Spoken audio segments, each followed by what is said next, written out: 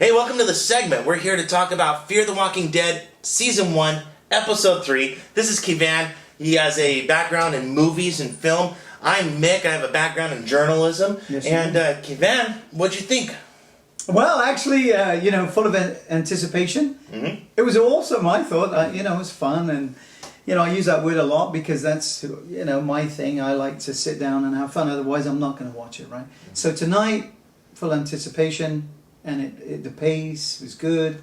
I liked it a lot. So I'm going to hear from you, and then I'm going to kind of make some remarks back. Okay? I want to skip straight ahead to it was almost like a twist kind of thing when the U.S. Army showed up, and I was ecstatic to see the U.S. Army show up. Well, I actually made some notes about that, and one of the notes I made that they listened to you last week. We did talk about that because that's exactly what you talked about, and I think whoever wrote the script, thanks for listening, because they did exactly what you said they were going to do. That's always been something that I've wondered about with the original Walking Dead series, is how did the government fall? And I was when this episode was starting, up until that headshot by that soldier, I was enjoying it, and it was good. But I was just kind of like, it's going to be the same kind of thing. Now they're going to go out to the, desert, and they're going to be out there for 4 episodes, and it's just, this is it. But when the army shows up, I'm like, there you go, that's realistic. So, because the National Guard would be mobilized. I agree. And I also like how they already know. You can already tell by what the soldiers were saying. They know that it's transmitted by blood. Mm-hmm. They obviously know a headshot takes them out. Now comes the really interesting part, because having known that and taking precautions and wearing masks and quarantining people that have had contact with the zombies, how do they fall? Well, that's why we're going to watch it, right? Mm-hmm. Because we don't know. But what I thought it was interesting as well, we talked about the Salazars, the barber, and this guy's badass, right? I knew he was going to be. He's got some secrets. He's got some definite secrets. And he's kind of he's holding his cards to his chest. Well, yeah, but El Salvador, and so maybe that's something to do with that, because maybe in the past, wasn't there something about El Salvador in other movies where that's where the vampires were out? Maybe that's kind of what the background is, or maybe The Walking Dead or something from that history. I don't know, but it was just the way he was just. Oh man, he's badass. With him being a barber, and but kind of being so prepared to be bad, basically, and even saying the good people, you got to wonder what he's seen, and I'm sure there's more to his character, and it could be, if they're from South America, it could be one of two things. Maybe he has a military background, or even better, maybe he was like a drug lord or something, and then he came to America to hide out. We gotta love the way he cocked that rifle. He definitely knows about a shotgun, and I'm guessing that's not the only gun that he's familiar with. I think he's a badass. I do. And also too, and I don't know if this was really on purpose, but I think it had to be, when the army showed up, and his wife's foot was still broken, he still didn't go outside. No, he didn't. So you would think that immediately, if your wife was in that situation and the army showed up, you'd want to bring her outside and say, fix her up. But he still, in fact, his line at the end was like, it's too late or something. Like, he knows something. He knows what we know. Well, maybe he's seen The Walking Dead. Well, I thought it was interesting, the X on the wall. That's when he made that comment. Yeah. So maybe something like that's happened in the past, because they were painting blue on the one house and then painting the red X. But Travis, the father, when the army sergeant, whatever she was interviewing him and saying who's in the family, and he included the Salazars. I thought that was kind of awesome. So it's definitely their group. It's our first group, and obviously in this series, I like them all right now. Yeah, and I'm just wondering. Who's gonna die? Because already in this group, with how well we know them already, it's gonna be bad for any of them to die. Well, you got the annoying girl, headphones on, typical. Yeah, but she's a girl. You can't kill off a dog. That's what I'm saying. But they're probably going to. They don't give a crap. Yeah, but she's suddenly a bit tough, elbows. The other her other brother in the Yeah, nose. yeah. So that was kind of That fun. didn't make any sense. Yeah, no. I was kind of like, why are you mad at him? Well, Like, maybe she was getting your foot eaten. Well, she should have beat the crap out of the woman. Yeah, yeah. But obviously, as she got over the fence and then whacked her own brother. Get off me. But maybe she was angry at herself. Who knows? Mm-hmm. But yeah, the dynamics are starting to unfold. You know, Mm-hmm. and obviously Travis is not a tough guy. You know, Mm-hmm. and there's his girlfriend with the hammer. Yeah. You know, there's definitely a long history of strong women in this series. Which I like that, you know, because sometimes a lot of shows make the woman the idiot, and I don't like that. I prefer, the teenager, that's fine, but, I like the mother to be strong, because let's be honest, most houses are run by the women, not always a man being a tough guy, And so I kind of like it that Travis is not quite the tough guy, and then you've got the other, Mr. Salzar, who's really a tough guy.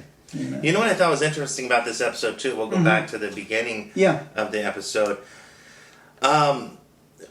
We, in the last few years, in the last couple years, we've seen rioting in America. And we kind of have a closer look again. I mean, since the LA riots, we haven't seen the kind of riots that we've seen in Ferguson and in different parts of the country. Right. And I wonder how much of an influence that was and how they filmed it. And kind of to show that people would be rioting in the way that they were. Well, and I think, we talked about that dynamic, in our first show, talking about episode 1 and 2, but about Los Angeles, the way it ticks, I mean, they riot because the Lakers win or they lose or, there's always some reason, go out and get a television, right? But it seems it was just more brutal, setting fire to things and not just about looting this time. It's more about rioting. And I like that they did mention, and they kind of mentioned this in episode 2, but that I think the motivation of the people rioting, when they initially started their protest was anti-police. Yeah, police brutality kind of thing. They just figured it was police going off that. Well, they just shot 20 rounds in a guy. Thought it was excessive, which it would have been, except for. They didn't realise he was a zombie, and so obviously everybody was reacting to that, and the media would have run with that, and so I think it would have been a real thing if that, I just wonder. I wonder how different the show would have looked if the recent riots hadn't happened. If they would have thought to have so much that kind of police, people against the police kind of rioting. I bet they wouldn't have. I bet they would have had looting. But in terms of rioting against the police and having police brutality play a factor in the show. And it's kind of like same thing happened in the early 2000s after September 11th. Right. When you look at movies from the 90s with buildings being destroyed, they look different after we saw real towers falling on 9/11 and the way the smoke. Right. You see towers falling now in like the new Avengers movie, and it kind of has a more realistic look. Yeah. Well, they didn't know how it looked before. Yeah. I mean, it would have been. Guesswork at that point, but now they had something to base it on, and that's your point, Ferguson riots and so on, which is a shame. But going back to our show, which we want to do because we don't get too off on tangent. Yeah, exactly. It's the internet. But we didn't see Tobias this week, so obviously he's out for a couple of weeks, or maybe he doesn't come back until next. Well, talking about next, is there going to be another? Do you think there's going to be another? A series? I mean, they can't. It's another season. Yeah, they can't lose money on this. They just got to keep love making it. them. You see, so maybe it goes fear, walking, fear. You like that? I noticed that they said The Walking Dead starting on October 11th. So I guess there's not going to be that many episodes of Fear the Walking Dead. Probably 7. I'm calculating, but let's assume that then we have Walking Dead for 10 or whatever, and then we go back to 7 more of the. Of Fear the Dead, and we never get a break. Yeah, and that's what I'm hoping for, And if we go from what you said last week about Russia, and then we can go to Japan. We could have it for the next 52 years. We could be doing zombie films. Well, that's what I wanted to bring that up too.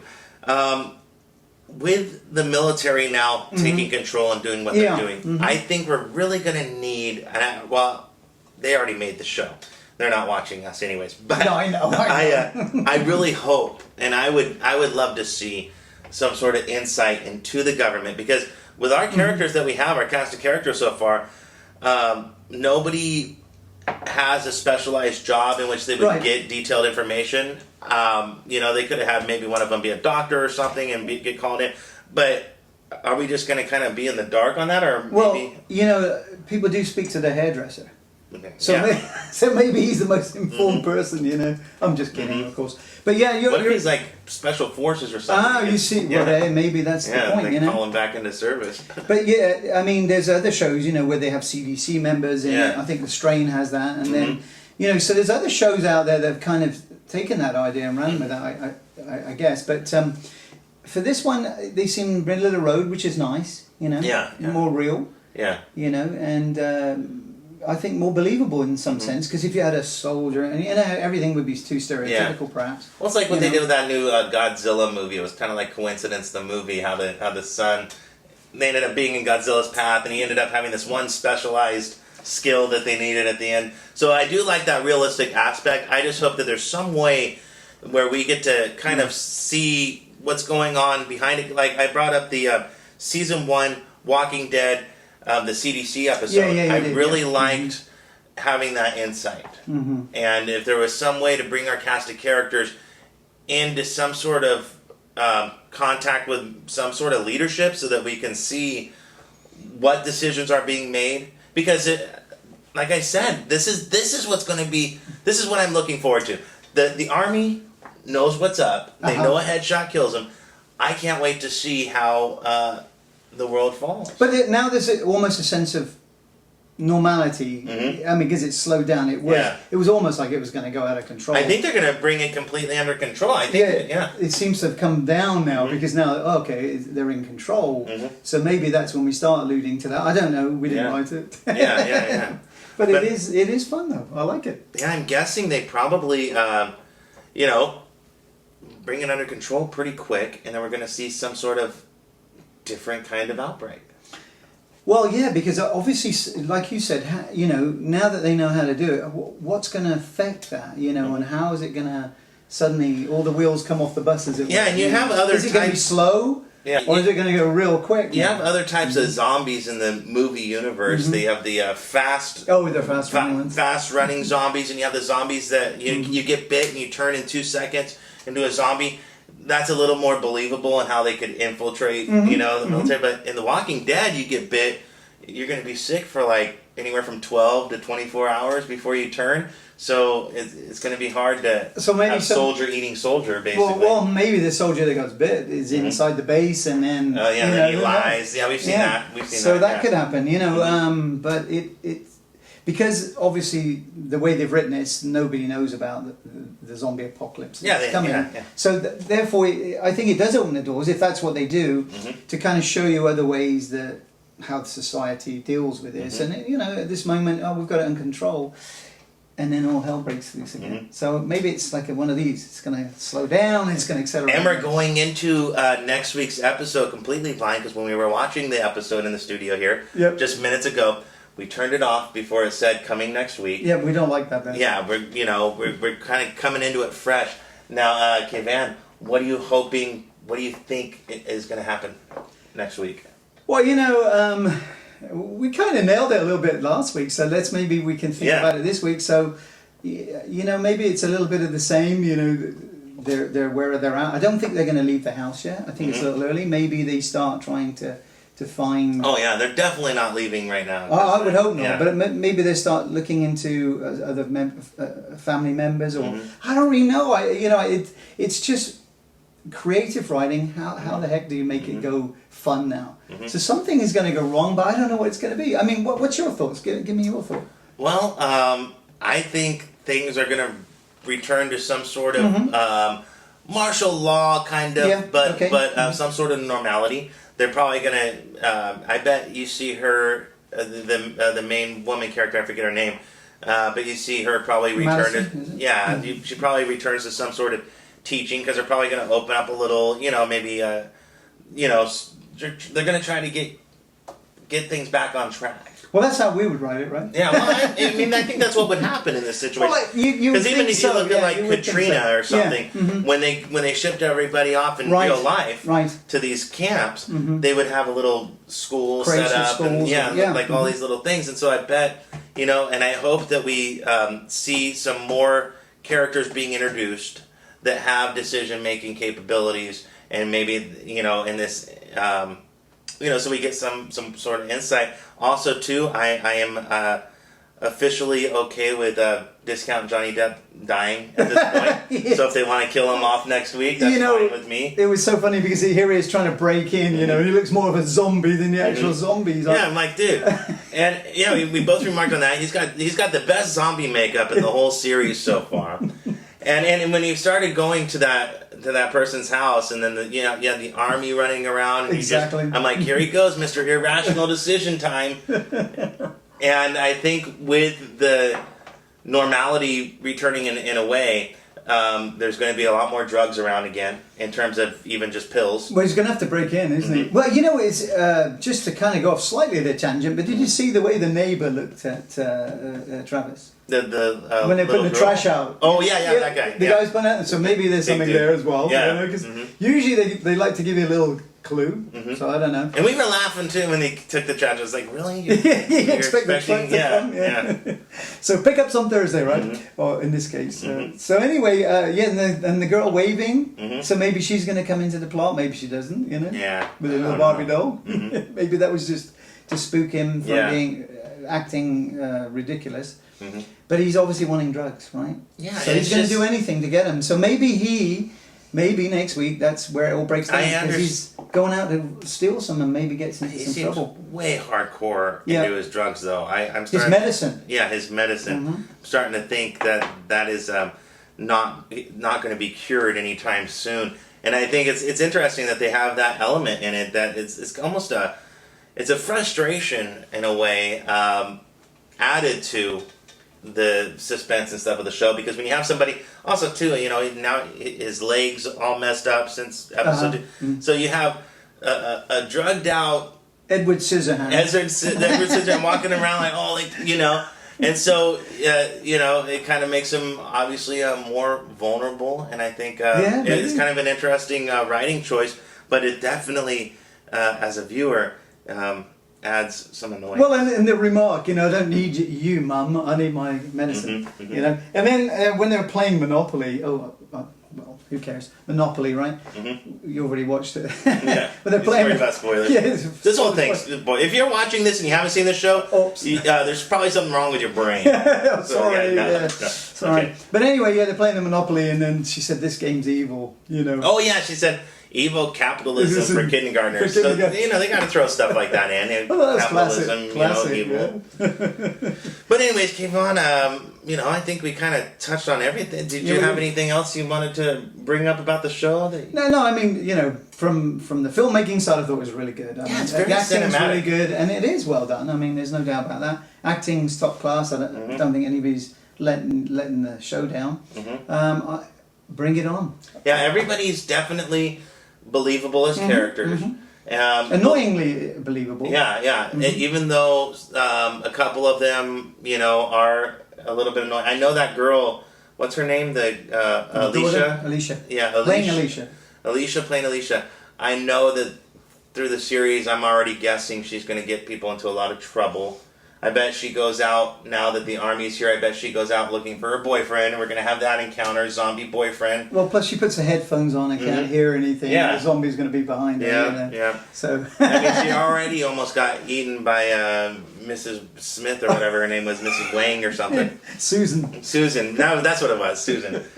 And the shot of her, just her feet below the door, that was quite funny. Yeah. Which, she one hell of a fast-moving zombie through that little garden maze, too. Wasn't that maze the worst thing you've ever seen in your life? I mean, I can't imagine, Yeah, that was awesome. But yeah, basically, we're looking forward to, I think. I think we're still on board. And I wanted to mention, too, very cinematic, like you just mentioned.